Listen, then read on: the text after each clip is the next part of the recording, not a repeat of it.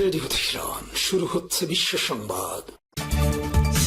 আবারও মধ্যপ্রাচ্যে ভয়াবহ তৃতীয় বিশ্বযুদ্ধ চলছে।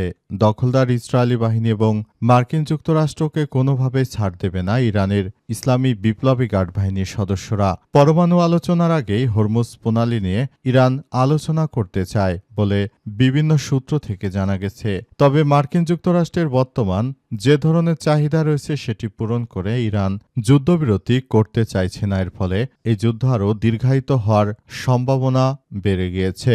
আর এরই মাঝে আমাদের হাতে এসে পৌঁছেছে এই যুদ্ধের সর্বশেষ গুরুত্বপূর্ণ সবথেকে তাজা আপডেট সংবাদ আপনাদের জানিয়ে দিব। প্রথমে জানাবো, পরমাণু আলোচনার আগেই হরমুজ প্রণালী খুলে দিতে চায় ইরান।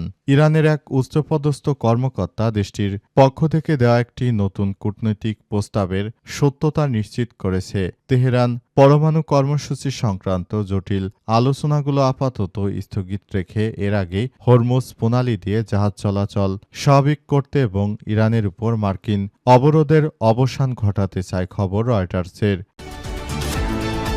এরপর জানাবো, আমিরাতকে ধ্বংসের পরিকল্পনা সৌদিকে জানিয়ে দিয়েছিল ইরান। মার্কিন ইসরায়েল যুদ্ধের প্রেক্ষাপটে সংযুক্ত আরব আমিরাতকে ধ্বংস করে দেওয়ার পরিকল্পনার কথা সৌদি আরবকে জানিয়ে দিয়েছিল ইরান। মার্কিন সংবাদ মাধ্যম দ্য ওয়াল স্ট্রিট জার্নাল আজ এক প্রতিবেদনে চাঞ্চল্যকর তথ্য প্রকাশ করেছে। তেহরানের এমন হুঁশিয়ারি মধ্যপ্রাচ্যে আঞ্চলিক স্থিতিশীলতায় নতুন করে উদ্বেগের সৃষ্টি করেছে।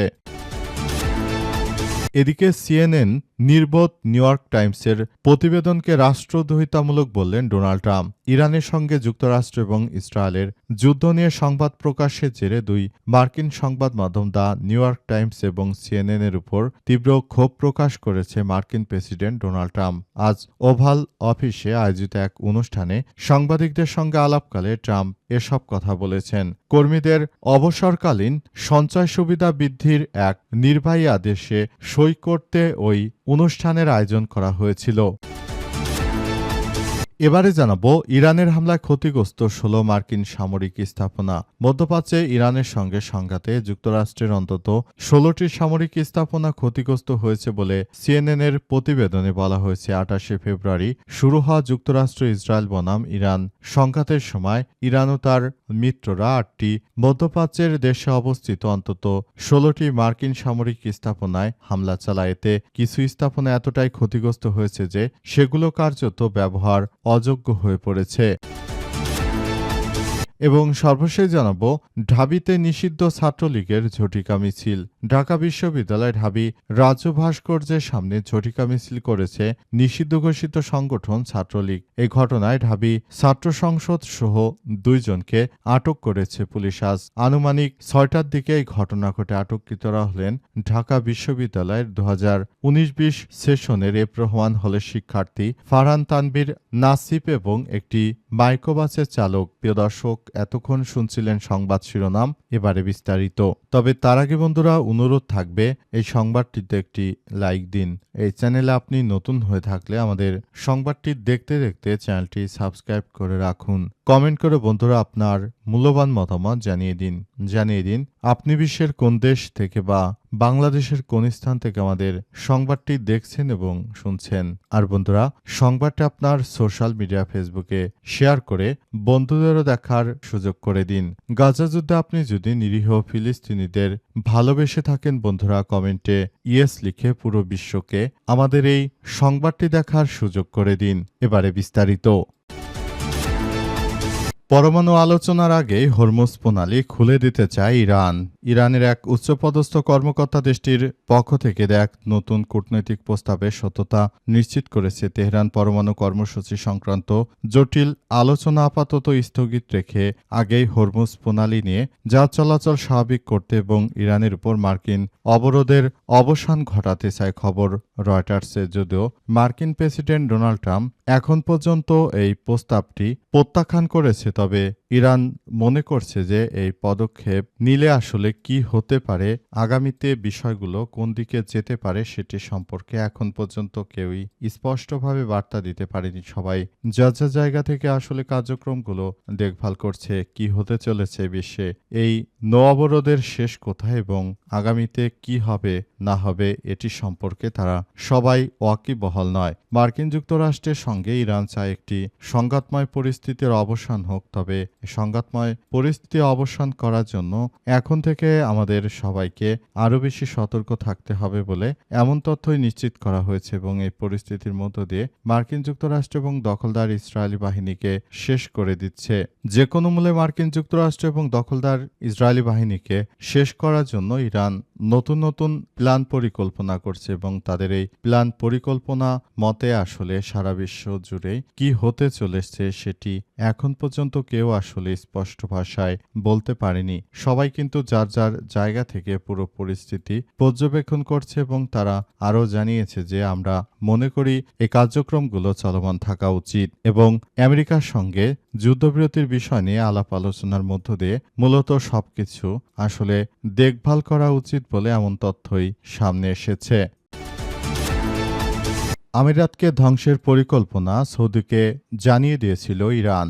মার্কিন যুক্তরাষ্ট্র এবং ইহুদিবাদী ইসরায়েল যখন ইরানের বিরুদ্ধে আক্রমণ চালিয়েছিল তখন ইরান থেকে সবথেকে বেশি হামলা চালানো হয়েছে যে রাষ্ট্রটিতে, সেটি হচ্ছে সংযুক্ত আরব আমিরাত। এই রাষ্ট্রটির উপরে সবথেকে বেশি হামলা চালানো হয়েছে কারণ হিসেবে বলা হচ্ছে যে এই রাষ্ট্রটি আসলে ইহুদিদের দালাল হিসেবে পরিচিত। এই রাষ্ট্রটি সবসময় তারা মুসলিমদের বিরুদ্ধে ভয়াবহ সন্ত্রাসী কার্যক্রম চালিয়ে থাকে বলে নিশ্চিত হওয়া গেছে এবং এই কারণে এই রাষ্ট্রটির বিরুদ্ধে এই কার্যক্রমগুলো চালানো হচ্ছিল বলে জানা গেছে এবং এজন্য সবাই মিলে এই রাষ্ট্রটির বিরুদ্ধে রুখে দাঁড়িয়েছে। যে কোনো মূল্যে মার্কিন যুক্তরাষ্ট্র এবং দখলদার ইসরায়েলি বাহিনী তাদেরকে শেষ করে দেয়া হচ্ছে বলে ইরানের পক্ষ থেকে নিশ্চিত করা হয়েছে। ইরানের পক্ষ থেকে আরও জানানো হয়েছে যে মার্কিন যুক্তরাষ্ট্র দখলদার ইসরায়েলি বাহিনীকে শিক্ষা দেওয়ার জন্য এই মুহূর্তে সবথেকে বড় ভূমিকা রেখেছে ইরান। ইরান মধ্যপ্রাচ্যের এই মুসলিমদের বিস্ফোরা খ্যাত রাষ্ট্রটি অর্থাৎ সংযুক্ত আরব আমিরাতকে লক্ষ্য করে সবথেকে বেশি আক্রমণ চালিয়েছে এবং এই আক্রমণ চালানোর আগে তারা মূলত সরাসরি জানিয়ে দিয়েছিল যে এই যুদ্ধ শুরু করার পর থেকে আসলে পুরো পরিস্থিতি দেখভাল করা হচ্ছে এবং জানা যাচ্ছে যে এর জন্য আসলে সবাইকে এখন থেকেই সেভাবে প্রস্তুতি গ্রহণ করতে হবে এবং এই প্রস্তুতি নিয়ে সবাই একসঙ্গে এগিয়ে যেতে হবে। যদি সারা বিশ্ব জুড়ে দখলদার ইসরায়েলি বাহিনী এবং মার্কিন যুক্তরাষ্ট্র যদি এভাবে সন্ত্রাসী কার্যক্রমগুলো চালিয়ে যেতে থাকে তাহলে ভবিষ্যতে এটা সবার জন্যই বড় ধরনের একটি সন্ত্রাসী কার্যক্রমের মধ্য দিয়ে পড়ে যেতে হবে বলে এমন তথ্যই জানানো হচ্ছে এবং এজন্য মূলত সৌদি আরব এবং সংযুক্ত আরব আমিরাতের মধ্যে একটি ফাটল সম্পর্ক ধরেছে এবং এই সম্পর্কের কারণে আসলে তাদের মধ্যে এই সম্পর্কের কারণে মূলত এই রাষ্ট্র দুটির মধ্যে ফাটল ধরেছে এবং ওপেক থেকে বের হয়ে যাচ্ছে সংযুক্ত আরব আমিরাত। তারা ইহুদিবাদী ইসরায়েলের সবথেকে বড় দালাল ছিল বিদায় তাদের বিরুদ্ধে ইরান সবথেকে বেশি আক্রমণ চালিয়েছিল।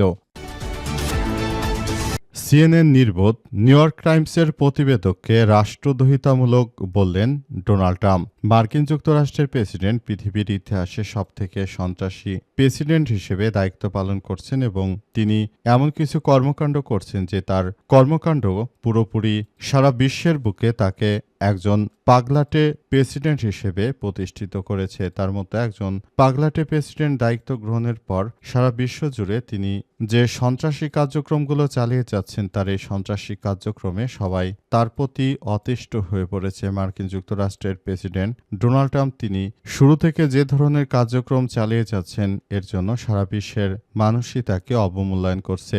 মার্কিন যুক্তরাষ্ট্রের প্রেসিডেন্ট ডোনাল্ড ট্রাম্প তিনি দায়িত্ব গ্রহণের পর থেকেই সারা বিশ্বের বুকে নিজের দেশটাকে তো ছোট করেছেন, এমনকি বিভিন্নভাবে তিনি অবৈধ যুদ্ধ চালু করার মধ্য দিয়ে যুক্তরাষ্ট্রের জনগণের কাছেও তিনি একজন সন্ত্রাসী প্রেসিডেন্ট হিসেবে প্রতিষ্ঠিত হয়েছেন। এজন্য তাকে সিএনএন এর পক্ষ থেকে বিভিন্ন প্রশ্ন জিজ্ঞেস করলে তিনি এমন মন্তব্য করেছেন যে সিএনএনের সাংবাদিকরা নাকি রাষ্ট্রদ্রোহিতার কর্মকাণ্ডের সঙ্গে যুক্ত, সুতরাং তাদের বিরুদ্ধে শাস্তিমূলক ব্যবস্থা নেওয়ার জন্য হুঁশিয়ারি দিয়েছেন মার্কিন যুক্তরাষ্ট্রের প্রেসিডেন্ট ডোনাল্ড ট্রাম্প এবং তার এই ধরনের কর্মকাণ্ডে ব্যথিত হয়েছে সিএনএনের সাংবাদিকবৃন্দরা। তারা সরাসরি জানিয়ে দিয়েছে যে যুক্তরাষ্ট্রের প্রেসিডেন্ট ট্রাম্পের মতো একজন সন্ত্রাসী প্রেসিডেন্ট পৃথিবীর ইতিহাসে খুব কমই আছে, কারণ তিনি যে ধরনের কার্যক্রমগুলো করছেন সেটা পৃথিবীর ইতিহাসে বিরল এবং তিনি এটা করতে পারেন না, কারণ প্রেসিডেন্ট হিসেবে তার কোনো রাইট নেই এভাবে নাগরিকদের বিপদে ফেলে তিনি যে সন্ত্রাসী যুদ্ধ শুরু করেছেন সেই যুদ্ধ চালিয়ে যা।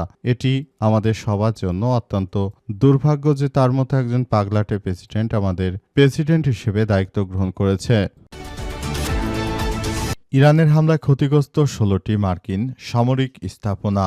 মধ্যপ্রাচ্যে ইরানের সঙ্গে যে সংঘাত শুরু করেছিল মার্কিন যুক্তরাষ্ট্র, সেই সংঘাত শুরু করার পর থেকে এ পর্যন্ত আসলে একের পর এক হামলা চালিয়ে যাচ্ছে ইরান। ইরানের এসব হামলায় মার্কিন যুক্তরাষ্ট্রের মধ্যপ্রাচ্যের বিভিন্ন স্থাপনাগুলোকে এক এক করে গুড়িয়ে দিয়েছে ইরানের ইসলামী বিপ্লবী গার্ড বাহিনীর সদস্যরা। পরিস্থিতি যতই খারাপ হোক না কেন মার্কিন যুক্তরাষ্ট্র এবং দখলদারি ইসরায়েলি বাহিনীকে ধসিয়ে দেওয়ার জন্য ইরান সর্বোচ্চভাবে কাজ করে যাচ্ছে।